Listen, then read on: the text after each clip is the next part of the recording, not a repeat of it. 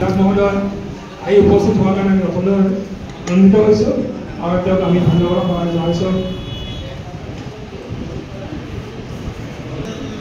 এইখিনিতে আমাৰ জিলা কৃষি মহোদয়ে এটা মেছেজ আপোনালোকে দিব, তেওঁক মই মাইকটো দিওঁ।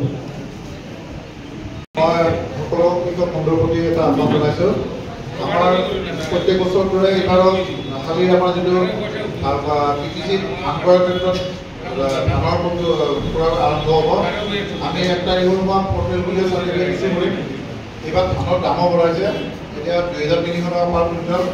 গতিকে মই সকলোকে আহ্বান জনাইছোঁ যাতে আপোনালোকে কোনো দালাল বা মধ্যভোগীক নি পেলাই ধানখিনি অলপ শুকাই পেলাই মইচাৰ প্ৰথমতে বেছি দিব আপোনালোকৰ।